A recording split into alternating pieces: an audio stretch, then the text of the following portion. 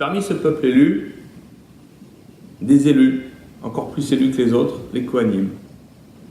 C'est le sens d'ailleurs de ce que l'on va lire cette semaine dans la Parashat Nasso, où l'on dénombre les princes d'Israël, les Nessim, et où apparaît un passage très célèbre de la Torah, la Birkat Kohanim, la bénédiction sacerdotale.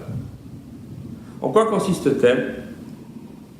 Le verset nous dit Daber el Aaron vel banav lemor, côté varochu et ben Israël.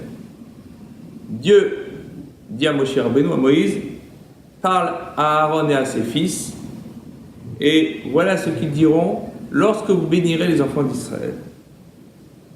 La question qui se pose naturellement à nous, c'est pourquoi les Kohanim ont-ils ce privilège? Car c'est un privilège de pouvoir bénir toute la communauté d'Israël.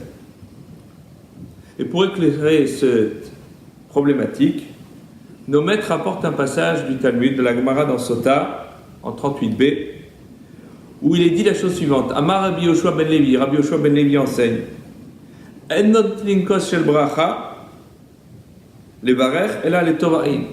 On nous donne un verre de bracha, c'est-à-dire un kiddush ou le birkat Amazon, à faire qu'à quelqu'un qui a un bon œil. Shneimar tovain ou yevurach ki natan milachmo ledal. C'est seulement celui qui est bon, qui a un regard favorable envers l'autre, qui sera béni, car il a donné son pain aux miséreux. Et le Talmud dit Altikre Yevorach, et là Yevarech. Ne dit pas c'est lui qui est béni, mais c'est lui qui bénira. Et les commentateurs de dire qu'en réalité, parce que cette bénédiction ne peut être donnée qu'à celui qui a un regard chaleureux, une réelle empathie, une réelle association avec tous les problèmes de tous ceux qui l'entourent. Et c'est d'ailleurs la raison pour laquelle les Kohanim, lorsqu'ils montent pour bénir la communauté, disent Levar retamu Israël be'ahava, bénir le peuple juif par amour. Cet amour, nous dit le Marsha, nous disent nos maîtres, eh bien, a été instillé naturellement chez les Kohanim.